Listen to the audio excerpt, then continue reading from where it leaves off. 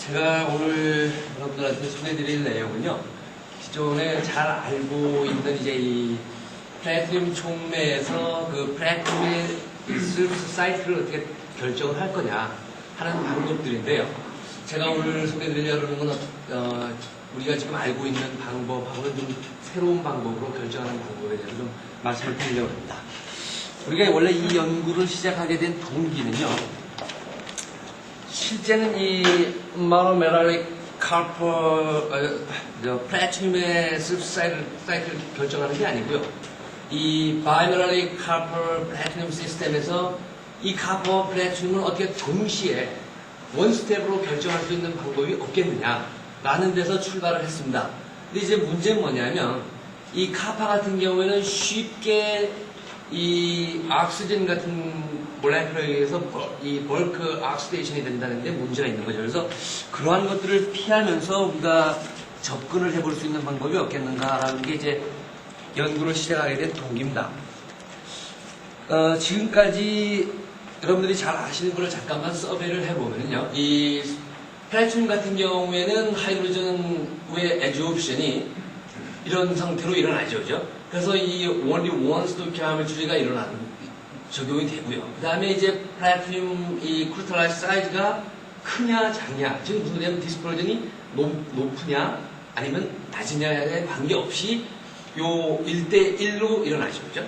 하지만 이 옥시전 같은 경우에는요, 어떤 현상이 일어날 수가 있냐면은 이 크리스탈라이즈 사이즈가 크면은 원 스토이키오메트리가 일어나서 이런 관계가 되죠, 그죠?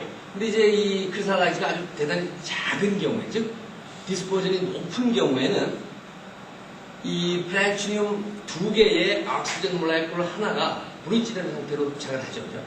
그렇기 때문에 이 사이즈가 큰 경우에는 이 옥시전 케미솔루션이나 또는 옥시전 케미솔루션 한 다음에 하이드로전 타이트레이션에 의해서 결정을 할 수가 있는데, 사이즈가 작은 경우에, 이런 경우에는 브릿지된 컴포넌트하고 그 다음에 이 위에 원 스토이키오메트리하고 섞여 있기 때문에 결정하기가 어렵습니다.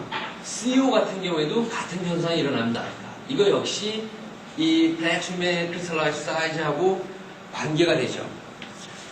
그러면은 우리가 지금 카파 같은 경우에는 어떤 현상이 일어나냐면요, 여러분들이 잘 아시다시피 가장 대표적인 방법은 이 메탈릭 카퍼를 결정하는 방법은 이 리액션에 의해서 결정을 하거든요. 두 개의 카파 애tom이 이 나이트러스 옥사이드 몰레큘하고 반응을 하면은 이 CU2O가 만들어집니다. 그래서 가스 페이지로다가 나이트로전이 나오죠. 가스 페이지로 나오는 나이트로전을 결정하는 방법도 있고요.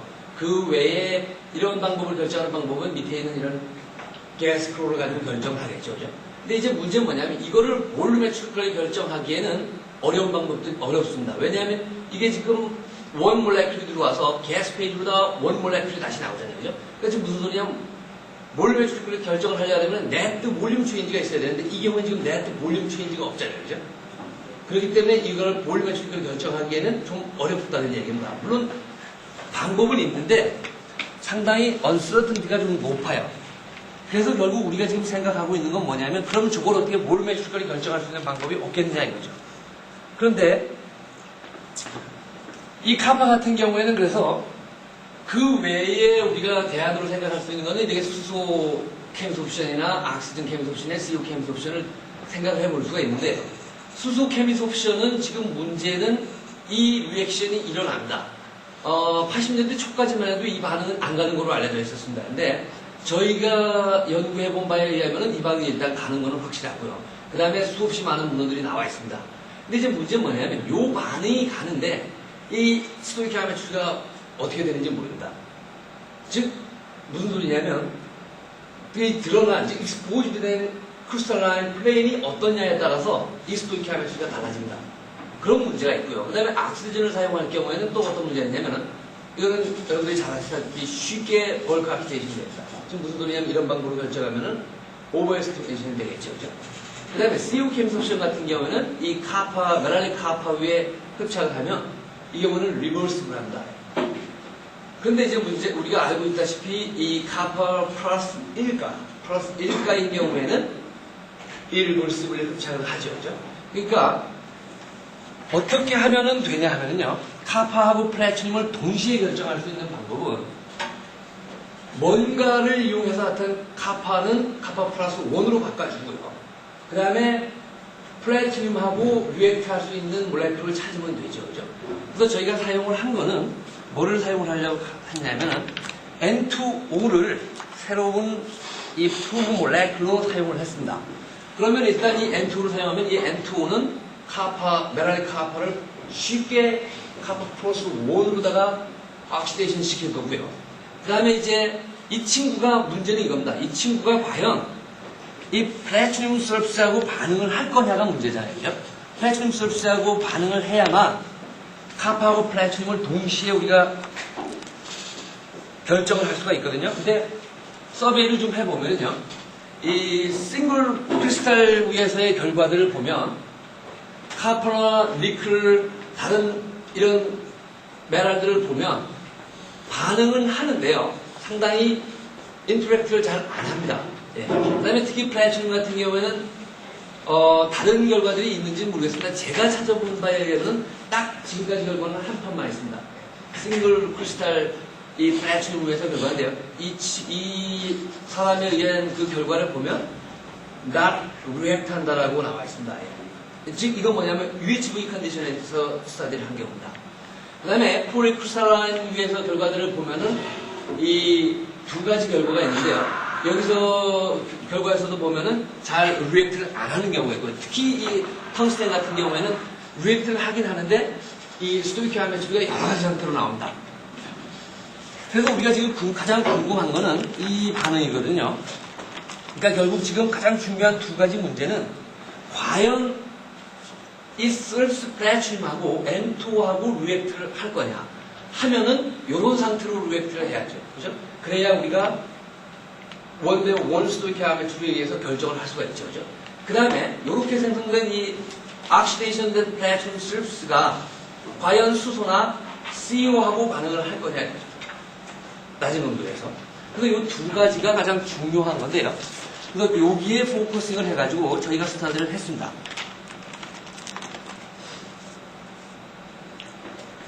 이 촉매 제조 과정을 우리가 이온 교환 방법에서 촉매를 제조를 해가지고요. 일단 이 캠비소션 방법으로 결정을 했습니다. 그 다음에 여기에서 나온 이제 여러 가지 그 결과들을 우리가 서포트하기 위해서 TGA나 그 다음에 이 드립트 같은 것을 이용해서 캘프라이즈를 했는데요. 전처리는 일단 우리가 두 가지 과정을 거쳐가지고요. 약간 좀 스피드업을 해야 될 것 같은데요. 네. 일단 그 흡착 아이소썸을 구해보면요. 일단 여기서 하이드로전 N2 타이트레이션이라고 그러는 거는요. 먼저 363K에서 N2를 흡착시킨 다음에요. 그 다음에 하이드로전으로다가 룸 템퍼처에서 타이트레이션 한 경우로 갑니다. 그 다음에 여기에서 얻어진 결과들을 다른 것들하고 비교를 하기 위해서요. 컨벤셔널리 사용되는 뭐 하이드로전이나 CO, 옥시전, 그 다음에 옥시전 에듀션, 다음에 수소를 타이트레이션 이런 결과들을 하고 비교를 해봤습니다. 그래서 수소 케미소션 결과를 보면은 수소 케미소션 결과의 아이소썸은 약 이 정도가 되고요. 그래서 여기에서 나온 결과들을 뒤에서 다시 테이블을 통해서 쭉 보여드리겠습니다. 그런데 이제 문제는 뭐냐면 앞에서 말씀드렸듯이 이 N2O로 하고 반응을 하면은 N2O가 그러니까 원 몰레큘이 들어가갖고 다시 리액트를 한다 하면은 원 몰레큘에 나이트로젠이 나오기 때문에 볼륨 체인지는 없습니다. 그래서 결국은 그거를 볼륨메트리 결정할 수 있는 방법은 없고요. 그래서 이거를 TGA로 결정을 했습니다.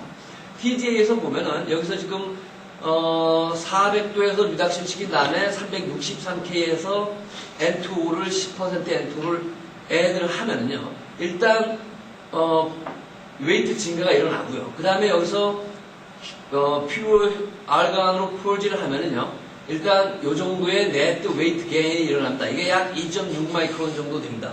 이게 그러니까 이제 어떤 스토이키오메트리를 갖느냐는 앞에서 캠속션한 결과들하고 비교를 해봐야 됩니다. 결국은 만약에 이 반응이 일어난다 그러면은 앞에서 원대 원 스토이키오메트리에다가 이 반응이 일어난다 그러면은 여기에서 요 네트 웨이트 게인은요, 옥시전 에러미 네트 웨이트 게인을 준 거겠죠. 그죠? 그 다음에 요 반응이 만약에 요런 형태를 한 다음에 이거를 하이드로전으로다가 마치 옥시전 애조션 한 다음에 하이드로전으로 타이트레이션 하듯이 이거를 하이드로전으로 타이트레이션을 하면은 우리가 여기서 뭐를 결정할 수 있냐면은 서비스 플라티늄을 결정할 수가 있다는 얘기죠. 그 다음에 이제 요거를 요 친구, 즉 브랜 매츠필이 결정한 요갑하고 요갑하고 두 개를 비교를 하고 그 다음에 순수 하이드로전 캠섭션 결과. 지금 무슨 소리냐면 하이드로전 캠섭션은 일단 크리스탈라이즈 사이즈 인디펜던트하니까요. 그죠? 크든 작든 상관없으니까 세 개를 동시에 비교를 하면 어떤 결과가 나오는지를 우리가 알 수가 있겠죠. 그죠? 그래서 비교를 해보면요. 일단 이 결과는 약 34.1 정도 나오고요. 이거를 원스토이크 하면 보면 약 57%의 디스퍼전이 나온다. 이 수소 캠섭션 결과하고 비교해보면 이거 약 58% 정도 나오고요. 그 다음에 옥시전이나 CO나 보면은 상대적으로 낮게 나옵니다. 이건 왜 그러냐면 무슨 소리냐면 이 정도 디스퍼전에서는 브릿지된 컴포넌트들이 좀 있다는 얘기예요. CO도 브릿지된 컴포넌트들이 있다는 얘기고 옥시전도 브릿지된 컴포넌트들이 있다는 얘기입니다. 그래서 결국은 이 이퀘이션에 의해서 이 사이즈를 결정해보면 약 2 정도 된다는 얘기입니다. 그래서 결국 우리가 알 수 있었던 건 뭐냐면 이 N2O가 플래티넘 서비스 위에서 원 스토이크 아메추르다가 디컴포지션 되고요. 그 디컴포지션 옥시전 애럼은 쉽게 룸 템퍼처에서 수소로다가 타이트레이션 하면은 결정할 수 있다는 얘기입니다. 그래 이 결과를 보시면은 요거를 에비던스들이 있습니다. 즉 N2를 90도씨에서 이 디소시에이션 한 서비스 위에다가 CO를 에버션 시키면은요. 타임 디펜던트 스펙트러가 얻어집니다. 즉 약 0.5분 정도 있으면은 여기에 있는 밴드들이 이렇게 나오죠. 그죠? 이렇게 나오고요. 그 다음에 특히 이 밴드가 가면서 인텐시티가 줄어들고요. 그 다음에 알가노다가 퍼지를 하면은 이 밴드는 사라집니다. 그래서 이 가장 우리가 쉽게 볼 수 있는 여기에 있는 이쪽 밴드들을 우리가 이제 어사인을 한번 해보면은요. 어떤 것들을 볼 수가 있냐면요. 일부는 제가 스킵을 하고 가겠습니다.